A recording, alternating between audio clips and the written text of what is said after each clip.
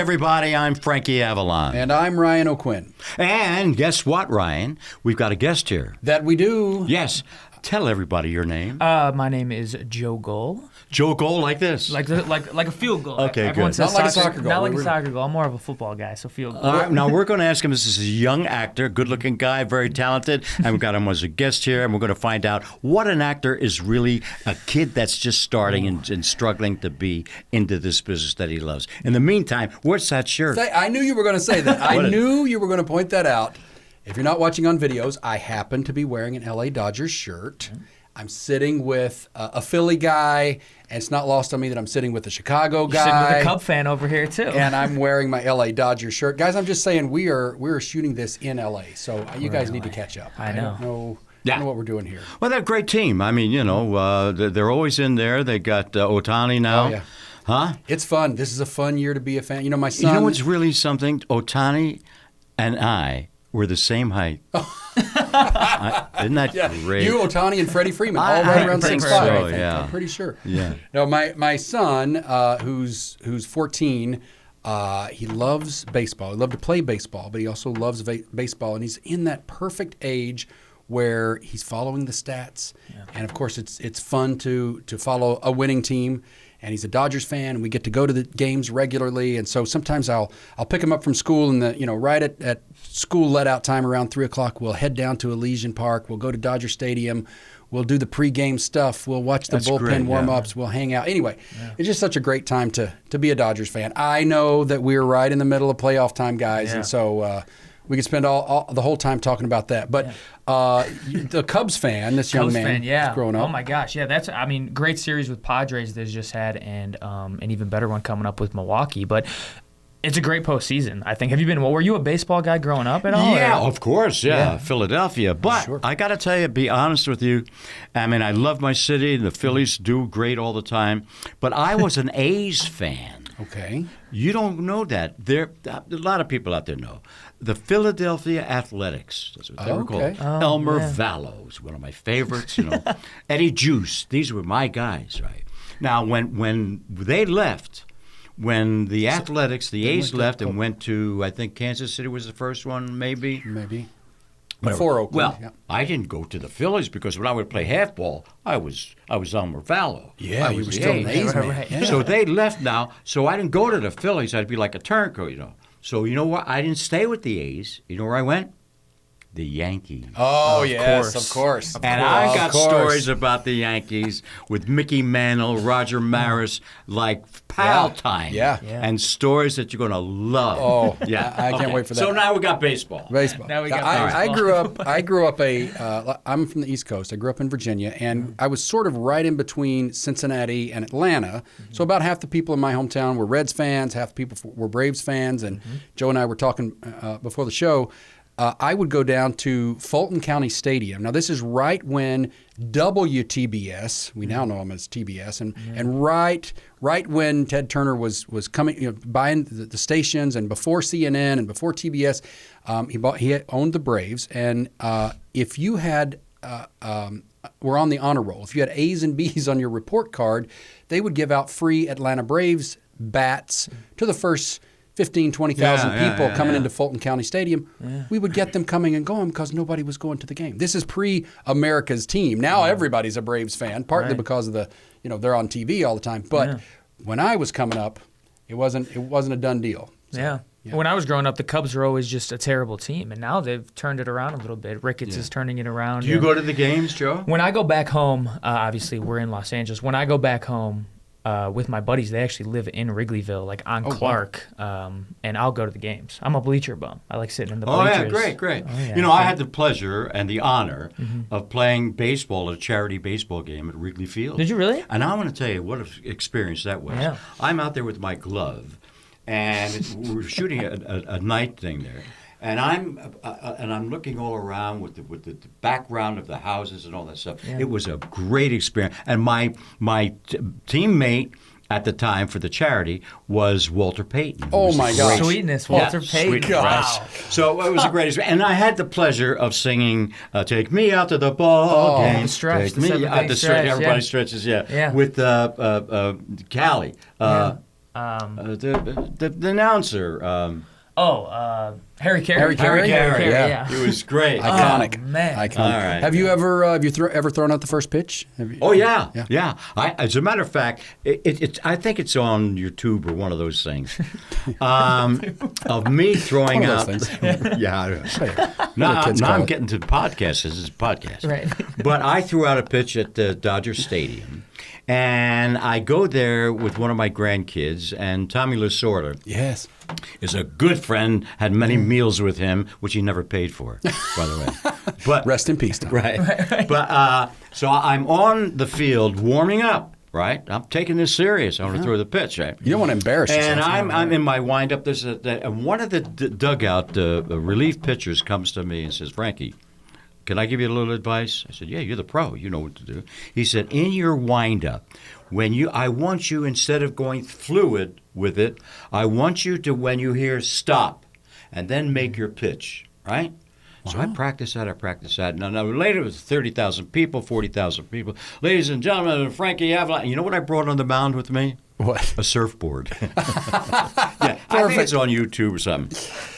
So now there's 30,000, 40,000 people there, and I take my windup, I stop like this, and I throw an inside curve. Oh my gosh! And the catcher comes out, takes his mask off, and puts his arms around me, and I felt so great. Yeah. Because there was another time I had hurt my shoulder, and I had to throw one out at Phillies, and I said, I got to do it, and I know I couldn't, and I threw it in the dirt, 30,000 people, boom! Of course. No. Even in Philly hometown. fans, forget it. Those fans, those Phillies fans, football And Eagles fans. Eagles I know. I'm scared of Brutal. Eagles fans. Well, we didn't come here to talk about baseball, although No. I We might appreciate as the well, distraction. right, yeah. Our friend today, as you mentioned, Frankie, is Joe Gohl. We've known Joe for a little bit of time. We know his dad, but we thought it would be interesting for all of us, for the conversation, and particularly for you, the listener, to hear from three distinct generations of entertainers. Right. Joe is currently in the thick of it. You are auditioning regularly. You're doing all the things. And when we'll get into it in a little bit, but I want to hear about the difference between when Frankie was auditioning, when I was auditioning in the 90s and early 2000s, and compare that to what it's like in 2025, 2026. But first of all, just tell us a little bit about your background. Where are you from? How in the world did you get here? Like everybody, people we often say people get off the bus every single day and they get back on the bus to come back to wherever they came from. Right. You're in that middle part. Tell us where you're from. For sure, yeah. So obviously I'm a Cub fan, so I got to be from Chicago, right? I started in this industry when I was really young, 10 years old. And at 10 years old, I actually auditioned for a thing called In Living Color. I don't know if you remember it. Yeah. Oh, yeah, Color, the right? television show, right? Yeah, and they were Tell me opening thoughts. up a Laugh Factory in Chicago. Obviously, the one is out here, and they were opening it in Chicago, and they were having auditions for this new In Living Color that was coming back around. My dad, as you mentioned, helping him out. We also knew someone by the name of Tom Dreesen. Your good buddy, my right? good buddy, yeah. Is a great comedian who opened up for Frank Sinatra for 14 years, 500 appearances on national television. Right. So he helped me, and what you had to do for this audition for In Living Color was 2 celebrity impressions and then 3 original characters. So I think I did like an Irish guy. I think I did like a black woman at the bus stop or somebody. I think I did like a Christina And Aguilera. you're about 10 years old? And I'm 10 years old at this time. So this was like your first improv. This is my first time on stage, period. Wow, I never wow, did wow, theater. I yeah. just kind of got up there and said, screw it, right? Right. And, a lot of people say stage fright is their number one thing, but me, I just said, it'll be fun, right? So I did it, do it. The owner at the time, Jamie Masada, who owns the Laugh Factory, he says, you're a really good kid, but you're too young. I mean, you're 10 years old. You got to be 21 to do this. Right. Everything happens for a reason, in my opinion, right? A man who is standing in line for this audition in Living Color, his name is Ryan Buds. I still know him today. He says, hey, kid, would you want to do stand-up with me? I'm having a couple guys do stand-up, right? At 10 years old? At 10 years old. Okay. I said, sure, why not? My first stand-up gig was at a retirement home in the suburbs of Chicago, and it was like these 15 older people, and I can't remember how I did. I probably killed them, but then it kind of just snowballed, and full circle moment, I ended up opening for Tom at 12 years old, 12 or 13 years old. You could find it on the tube as well.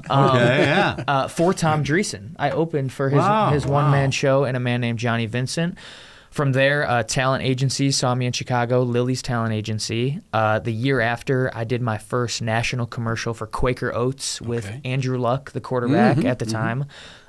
Snowballed. High school, I was an athlete. I was a baseball player. Led me to California about three and a half years ago, and we're here today. So now you're still in the auditioning. Yeah. So I'm obviously I've done the commercials, I've done the feature films, but now I'm in the process of just what's that next step? Obviously auditioning every day, learning. I work right now and we'll get to this, I'm sure, at a self-tape studio. Oh, good. Because everything now is self-tapes. I don't know if you know about self-tapes. No. Because I know about tape. Tape, yeah. Well, no. Reel to reel and the beta. The reel. But the audition process, when I was a kid, everything was in the room for casting directors, right? You had to go in the room. Now, after 2019, 2020, maybe COVID happened, everything is on self-tape. So you're recording yourself on your phone, on your camera, and it's just an entirely different industry now. Wow. Yeah. Let's think through that for a second. Yeah. Your first auditions, and a lot of yours, Frankie, were probably direct offers. People knew who you were, especially after the Jackie Gleason appearance, and so you had a bit of a name. But I'm sure there were times when you... Yeah, but guys, I didn't have to audition, because I had the recognition of a successful singer, and then getting in the movies. All of a sudden, I didn't know anything about acting at all until I went and made a couple of pictures. Then I got serious with it, and I went to New York and I studied with a man by the name of Win Hanman, who really was a drama teacher for a lot of people. My only auditions that I can remember, I was auditioning for a television series, and I was waiting in the waiting room there. And finally, they called me and they said, "Okay, would you? I want you to." They gave me a side, to read. So I went back outside and I studied what it was. The scene was. So, and I'm supposed to make this entrance, and then they watch me and I do this audition. So they say, action for me to come in, and I knock on the door, I open the door, and I do start the lines, this whatever. And halfway through it, the scene, I went like this: "Hold it." Said that. I don't like what I'm doing. I'd like to try it again. Could I do that, please? They said, okay. Could I make the entrance again and do it? Okay. I went outside, and then on my cue to go in there, I did it, and I auditioned. I got the part, and they were making the deal. How much money, this, that, whatever. Then the network came in and said, no, we don't want this character this way. We want a different kind of a look at this, that, or that. They went with another guy because they just wanted a different looking kind of a guy. And I didn't get the part. Wow. First of all, that takes some guts. Yeah. To say to the room, which is scary enough as it is, right. Hold on, I'm going to take more of your time. Right. Because I don't feel good. Kudos to you, Frankie. I don't like what I'm doing now. But it worked because you got the role initially. I did, And my manager at the time was Dick Link, who managed and was in partnership with Andy Griffith and created all those shows. So, he made all the deal for me, and it was a wonderful deal if I had gotten the part. But I didn't. My first manager was Ross Brown, and he was also a casting director. So similar sort of thing in that. And when he first saw me in a play, I was doing a play on Melrose. I was doing True West. I was doing a showcase for an acting studio where I was working. I was doing where I was studying rather, and I was doing True West. And so the Ross said to the stage manager, "I want to see Ryan O'Quinn after the show. Can you have him meet me outside?" So I knew him as a casting director. I didn't know he was a manager. So anytime an actor has the opportunity to have audience with a casting director, you make it happen. So I went straight out onto the sidewalk there on Melrose Avenue in Hollywood, West Hollywood, and we chatted. And he disclosed to me that he was also a casting director. Again, cha-ching, that's what you want. So, and he wouldn't always put people, he wouldn't cast his own clients, of course. That was a conflict of interest. But he had great relationships with agents. So I was his 9th client, all told. On his roster was Peter O'Toole and Julie Christie, Paul Rudd, a young up-and-comer named John Hamm, and then there were 2 unknown, a few other people, and I was the 9th one. But Christina Hendricks, if you know Christina, she and I were the only 2 no names on his roster. And I started at an agency called Writers and Artists, and then that was absorbed into a little agency called William Morris. And so Jenny Delaney at William Morris was my first real agent. Now we know them as William Morris Endeavor. But that's how I got started. But to your point, Frankie, knowing somebody who, we're preaching to the choir here, but relationships, and I'm sure Frankie would agree, but Joe, relationships are much of the battle. For sure. And I think that, like I said, to digress, the self-tapes, nothing's in person anymore. Everything is either over the self-tapes or Zoom. There's no in-person castings anymore. So those connections and a lot of people have told me, sometimes you book the part just because they like you, right? Not because you're the best actor in the room, but because you want to be on set with them. Yeah. And I think that sense of personality has gone away a little bit. That being said, with these self-tapes now, and I was telling Ryan this earlier, when you do a self-tape, it's not the audition anymore. It's the screen test. Because a lot of people, if you think about it, because you can see people. But that's a luxury now, isn't it? It is and it isn't. I think the pool goes down, and I had to learn this. When I first came out here, I had 2 jobs bartending. I was serving on Sunset Boulevard, you kind of figure it out, and it's a numbers game, Let's pause right there for our audience who doesn't know what a self-tape is. Explain the process. So your agent sends you... Yeah, so my agent will send me a breakdown. So let's say, it's a Netflix show. Your character is, Frankie. He's blah, blah, blah, blah, blah, 20 to 24 years old, blah, blah, blah, blah. Here are the sides, right? It's due by... And by the way, audience, sides is a section of the script. Correct, section of the script. It's not the entire script. It's just the portion of the script that they want you to do, the scene. It's due by Friday at 5. Usually it's like a 3 or 4 day turnaround. You can either record on your phone, you can go to a self-tape studio, which I work at, do the scene, do a slate. And for those of you who don't know what a slate is, it's basically your name, your height, and your location. That's about it. Turn it in, and then you go to church and pray. It's kind of like a prison. It's kind of like somebody in prison. Like you turn to the left. Right. You literally profiles and thank you. Now, to give everybody now, with all this that we're talking about, you started to get some recognition. Where is it going for you? Is it going well, or? Yeah, it's good. And like I said, it's a numbers game. I think it really clicked for me. Thankfully, I got fired from a bartending job two years ago in March. And I say that's the best thing that ever happened to me because I found this studio that I keep talking about. It's literally called the Self-Tape Studio. Wow. And this guy who founded it, he actually has the word self-tape trademarked. Oh, wow. He was under a casting director named Donna Isaacson. She was at Fox Films forever. And he kind of learned this thing, and he trademarked the self-tape. So he had the first studio, the first everything. And I say it's the best thing that's ever happened to me because the place that I was living at the time, it was this old Italian lady's house. And I was living in like a guest room at her house, smoked cigarettes all day. She's great. Aunt Kathy, I called her, right? And the guy who started the studio lived right across the street from me. Lived right across the street from me. Yeah. I got this job. I took acting classes for a while. I took them at DePaul in Chicago, Ivana Chubbuck out here in L.A., Joshua LaBar. He was on Entourage. Great. They taught me what I needed to know, but this by far taught me, because I'm doing scene work with all these actors. And by the way, you'd be surprised who'd come into this studio who are still doing self-tapes. I mean, Steve Guttenberg comes in. Storm Reed, she was Zendaya's she just won an Emmy. Pooch Hall, he was one of the Donovan kids. Well, yeah, they want to see now. They want to see you, and this is why I go back to the screen test portion of it. There are two things, too, Joe. Excuse me for interrupting. No, there are two things. They want to see you now, that this, whatever. But also, if you have the recognition and you can put S's on the seats. That's something else. Right. You don't have to audition. Right. They want you because you can put people in that theater to see. Am I right? Absolutely. And I work on the other side of it now in production, and we look at those things. So when we set out to make a picture, part of putting together the whole package and financing the movie from the studio side is getting international partners to cover off some of those expenses. Sure, yeah, right. We call them right. MGs, money's guaranteed. So we'll reach out to our distribution partners overseas, and for better or worse, every single person has a number value.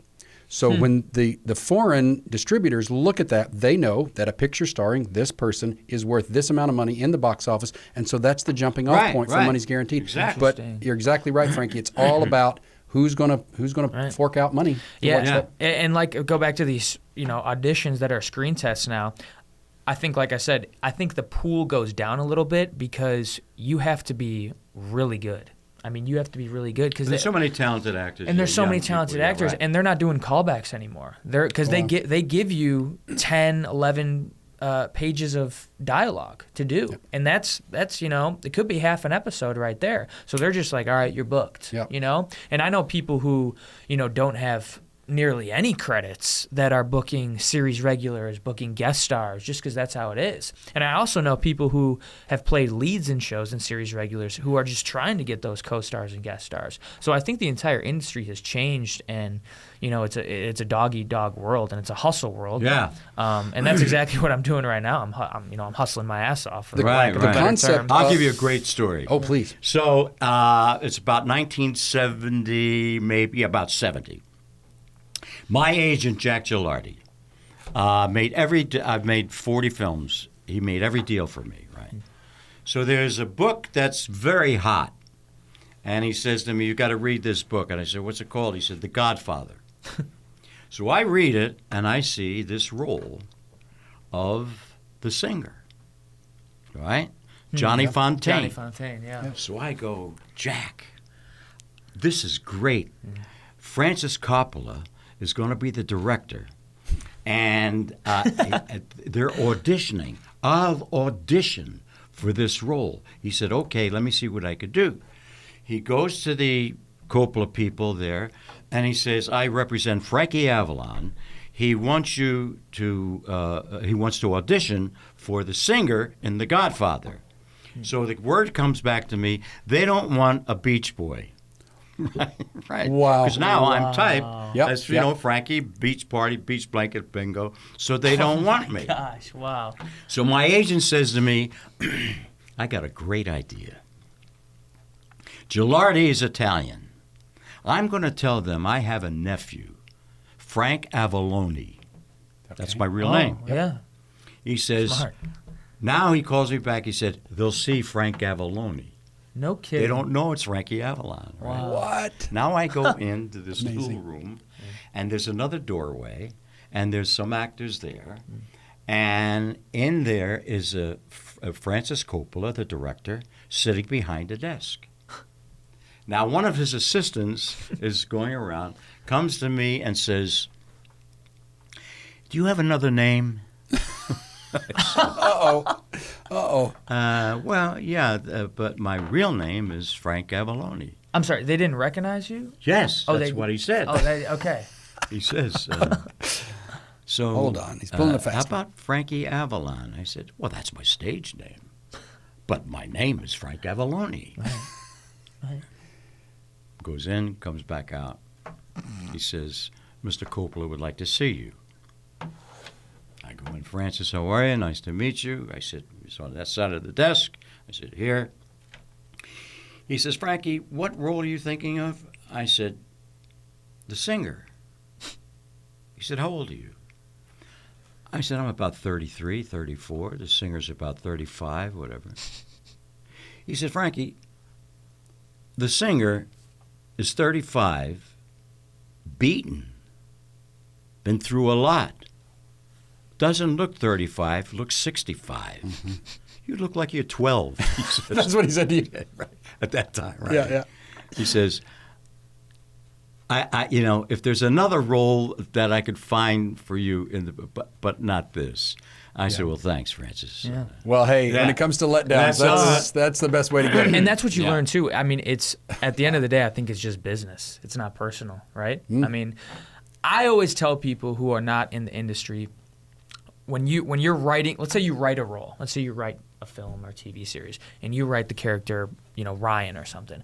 I feel as you know what Ryan looks like in your head. So when that person comes across the screen, you're like, we got to see him. Yep. We got to see him. Yeah. Right? And they have a preconceived idea. And sure. you're in production. Do you think that's pretty fair to say? Absolutely. And Yeah. and much of the time when you said it, but when you quote lose a role, it can be any number of things. Right. It's the preconceived idea. It's the idea of what you read, what you in your mind's eye saw on the page when you read it. If you're the casting director or the producer or whomever, it can be as simple. I had an acting teacher one time say to me, "Never wear cologne at an in-person audition because the cologne you wear Rule out. may be the same as the boyfriend she just broke up with." Wow. Interesting. Yeah. It has nothing to do with your talent. It was some Interesting. subliminal trigger Yeah. that you're not going to get it no matter what. So little / big things like that where sometimes you just don't know. Yeah. And I have questions for both of you. How the impersonality of today, how many roles did you get not from your agent, just based on people you knew? Did that happen a lot, or? No, I don't think so. I think the roles that I got were because of my agent who believed in me. Right. And wouldn't take no for another situation I had where the director wouldn't see me, but then he convinced them, used another name to get in, and it was Otto Preminger. Oh, my goodness. I mean, Otto Preminger. Yeah. And I walked in there, and Otto Preminger looked at me and looked at me and said, "Why don't you bring this Beach Boy?" Again, Beach Boy again. Oh my And I gosh. sat down on the chair, and I said, "Listen, I can play this role. I would like to do this role. You're a wonderful director." He said, and I swear to God, he said to me and my agent, "Okay, leave. I'll talk to your agent." He signed me right there. And I made this picture with Jackie Gleason, Cesar Romero, called Skidoo. Groucho Marx, Mickey Rooney, and I had a great role. It was just that thing, but I had enough gump Yes. to say, "Listen, I can do this role. I'm not the Beach Boy, and I want to play this guy," because I played like a young mafia kid. So, and I got the role. Wow. Yeah. What a story. Wow. Yeah. And for you too, how do you think it's most of your roles come from your agent, or Early on, it did. Sure, Early on, yeah. for sure. Especially Ross Brown, who, like I said, set me up with one of the top 3 agencies in the world Yeah. fairly quickly Yeah. after I got to town. And so a lot of it was, and you guys know this, but the relationships between the studios and the agent, or the agent and the casting director, a lot of it happens behind the scenes. I mean, there's a modicum that happens of I'm going to click on this button and we're going to go through the protocol, but a lot of it is, hey, can you see my boy? He's coming in at 3:00. You got time to squeeze him in. That's it. So that was a lot of it. So when I was at William Morris, that's how I got many of those auditions in the late 90s and early 2000s, and all the 90210 and Melrose Place and all those things that were on the air back in the day. It was through those relationships.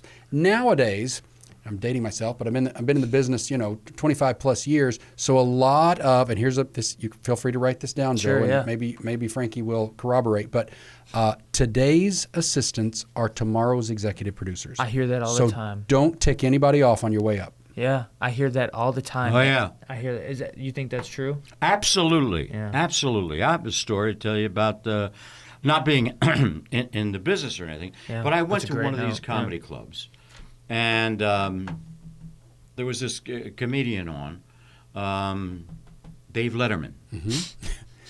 Huh. And for some reason, he just didn't tickle me, And I'm sitting there, and all of a sudden, he knows I'm in the audience. Yeah. And I get up and walk out. He never forgot that. And I'll tell you, and I appreciate it. Dave, if you ever see this podcast or whatever, you made the right choice. And I'll tell you the reason why. When it came time that I needed Dave Letterman, we had just finished a picture, and that night was our last beach film called Back to the Beach. And we were doing the Tonight Show with Johnny Carson, promoting it. So my agent, Jax, comes to me. He said, "We can't do the Letterman show."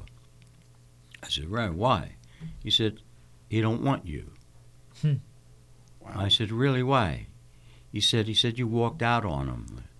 You He never remembered. forgot that." He remembered Wow. that. And you remember that. And I appreciate that, Sure. That I would be the same way. I'd say, "I don't want that are you kidding? Yep. Yeah. But so I never did the Dave Letterman show. And Dreesen, our friend Tom Dreesen, loved him. Right. And, Right, came up with him. And I love his show, and he's a classic, and I watched him, through the years. Sure. But that was a situation when we talk about you never know who you say the wrong thing to somebody. Yeah. Right. That was one of the things. And you think about it in other industries. I think a lot of times people don't equate the entertainment industry, especially, as being parallel with another industry. You matriculate up the ladder. You sort of start at the bottom rung, and you work your way up. But the entertainment industry is not unlike that, in that you get to know the same people. I mean, think about some of the guys, Sandler and some of the folks that he always surrounds himself with on movies.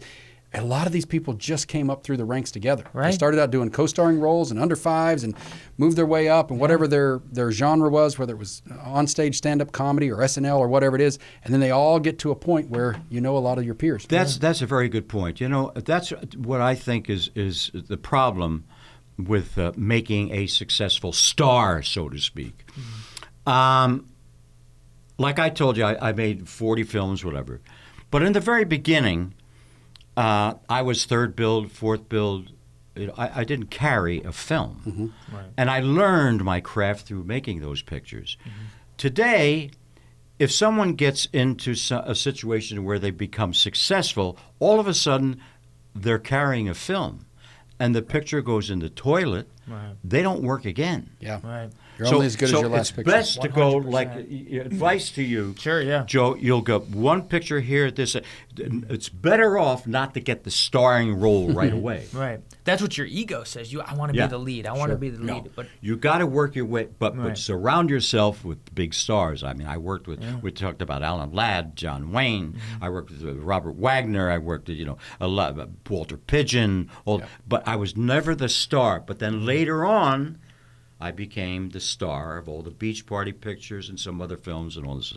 So you got to start building. Today, but they give them the opportunity to be the star of a film, and if it doesn't make it, you're done. Yeah, it's very good advice. And thick skin, and at risk of being crass, and you said it before, Frankie, but it is a numbers game, and and we look. I say we, meaning producers and studios.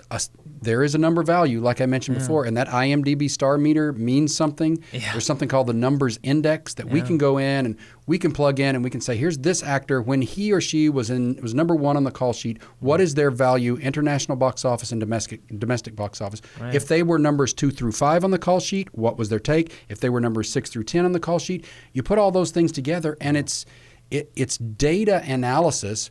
But as an actor on the other side of it, to hear a no, you've got to be thick-skinned. you got to be thick-skinned. Rejection. It's called rejection. You get so excited, and you tell everybody how it feels when you're there and you're close. You're close. When you a good thing of advice I heard is, it might not be good advice, but I always think about it is always think you're going to get lucky. Always think, because it looks forward to the next thing, and you can just move on after that. But rejection, I mean, as both of you know, is the biggest part of this industry. Right.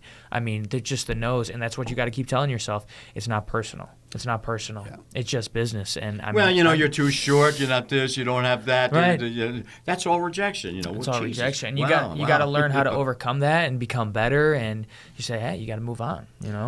I'm not exactly sure how it works in television today, but back in probably similar or the same. By the way, streaming has changed so many things in our industry. But back in the day, and you remember this, Frankie, when you landed a network television series, when you went to producers, which was the final, you go through, do your pre-read, you do a callback usually, multiple callbacks, make your way, do a reading for the director, and then you go meet with producers, which is the gauntlet. Most of the time it's spotlights shining towards you and silhouettes of 5 or 10 people in the bleacher sort of setting, and but before you get to that final stage, you have prearranged your deal. Right. So your team, your agents and your managers have already set up how much money you're going to make for the pilot, if it gets picked up, what you make per episode for the first X number of episodes. If it goes to a second season, there's a pay increase. Yeah. If it goes into syndication, a lot of that's already been worked out. So, in your brain, again, most of the time young actors going in my case, already thinking how I'm going to buy Mom a new house. I'm already thinking which car Right, I'm going right. to buy. How am I going to pay the rent? You've got so much on it, and Right. especially you're Right. sharing a three with 8 guys in a 2-bedroom apartment in West Hollywood, and Yeah. you're trying to figure Right. out, can I ever move out of here? But there's so much on it. And that's I almost wish they didn't put that on there, because it'll say, this is what you're gonna make, this is your weekly rate, and you'll be like, all right, if I book this, I can get this for the next month, and then you don't book it, and then you're like, now what? Now what? But I wonder what the statistics are of in our union of SAG, Screen Actors Guild, and AFTRA, television. I wonder how many working actors.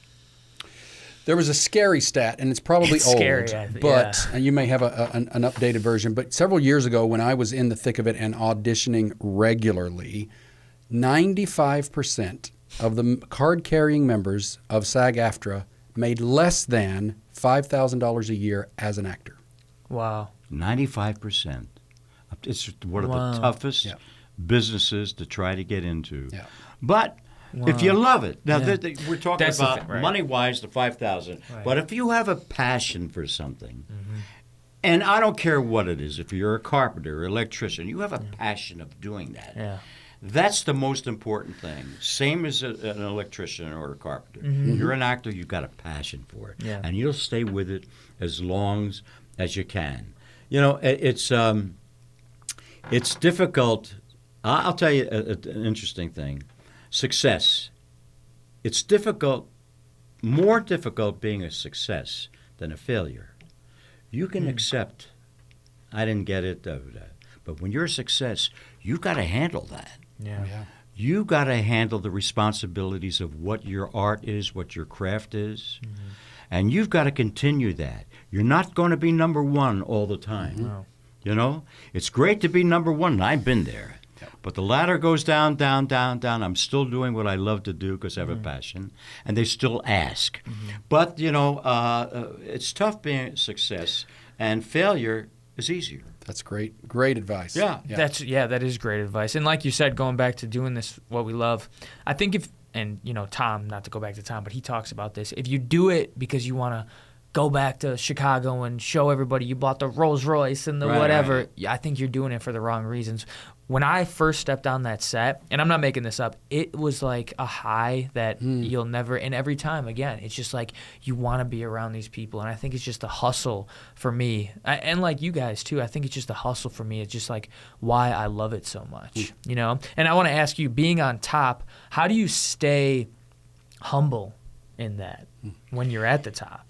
Well, that's your inner body, inner soul. I don't know. I think I owe it to my background, my family. Right. My mom, my dad, I respected them so much. My friends around, you know what right is wrong and what wrong is you don't do, and you know who you're hanging with. There's a certain gut. You're not above anybody. Right. You're just doing what you do because you have that passion. Right. And I never would ever talk down to anybody or demand none of that stuff. I'm not that kind of guy. Sure. Yeah.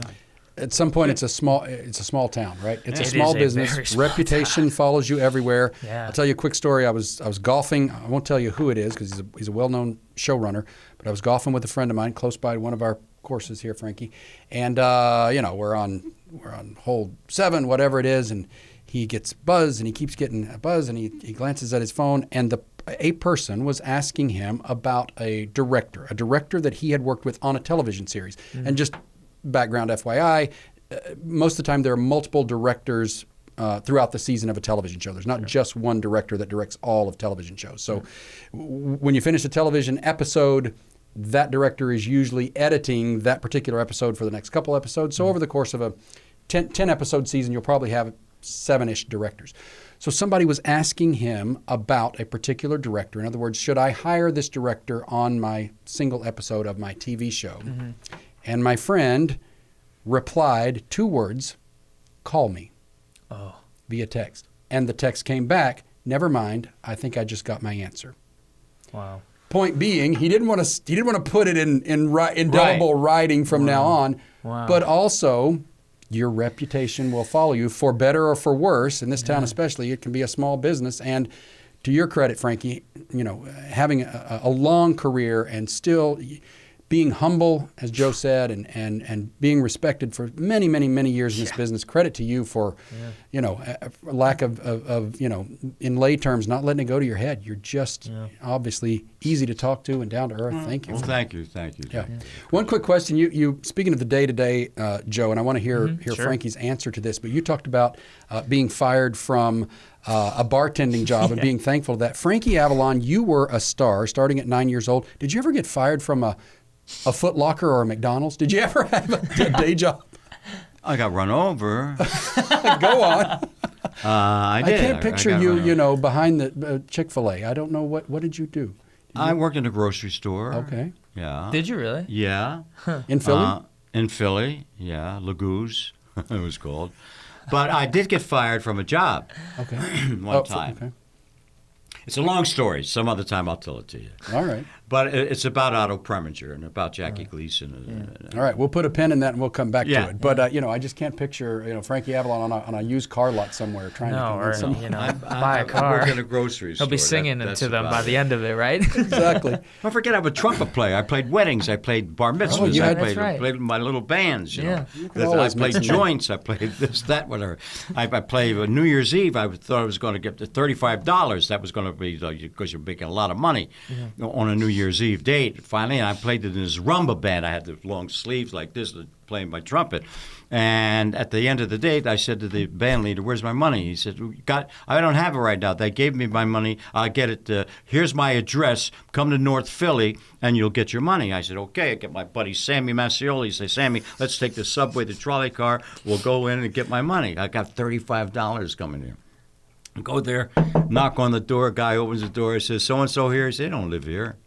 No. Wrong address. But I'd never heard of the guy. Gave me a wrong Gave you address. the I wrong never address. got the $35. Oh my Fantastic. God. That's a great. That could be a movie, by the way, right there. Yeah. That setup. The beginning of a movie, an opening scene. I want to jump in just quickly to talk about some of the differences, on-set differences now versus the 90s and 2000s and 2010s when I was doing a lot of on-camera stuff versus when Frankie was coming up. On-camera kisses, and I bring this up because one of our producers, Brandon, specifically asked about this. So nowadays, it's a little bit different than it used to be. Walk us through the protocol, Brandon, for on. Joe, yeah. I'm sorry, Joe. Brandon was the one who told me about it. But when you have a kissing scene on camera, what's the to be honest with you, they'll let you know even before you even get the role that there is going to be, intimacy involved, and there is an intimacy coordinator. Do you know what an intimacy coordinator is? No. Fill us But I'd in. like to So know. an intimacy coordinator is, you should hire one, right? An intimacy coordinator is basically someone who just teaches you, are you okay with the kissing, teaches you how to kiss, just whatever you're going to be doing that day. But you never experienced that, have you? No. I'm assuming when Frankie read the script, the director said, "You kiss her." You kiss and her. We'll do that and scene. That's that. Was there a rule? And this is my question to you. Was there like rules to kissing back when if and when you had a kissing scene? No, but the one kissing scene that I had, which I remember, and I'll tell you, it was a picture called Muscle Beach Party. Okay. One of the great, nominated for Academy with that. But in the meantime, there was this scene, and the lead playing opposite me, of course, Annette, but I get into a situation where this girl's falling in love with me. It's Frankie at the time. And her name was Luciana Paluzzi. Nice She was Italian in the name. Goldfinger movies. yeah. Beautiful gal. Right? Yeah. And there's a scene that I come out of the water with a wetsuit on and whatever it may be, and smoking a cigarette in those days, and we get into a conversation, and there's a kissing scene. Mm-hmm. And I go into the kissing scene, and I'm waiting to see, we wait for the director to say, cut. And we're kissing and kissing and kissing and kissing. And I'm still kept waiting for the director to say, cut. Kissing and kissing and kissing. All of a sudden, I look at her, I said, the cameraman was gone, the crew was gone. The two of us left right there.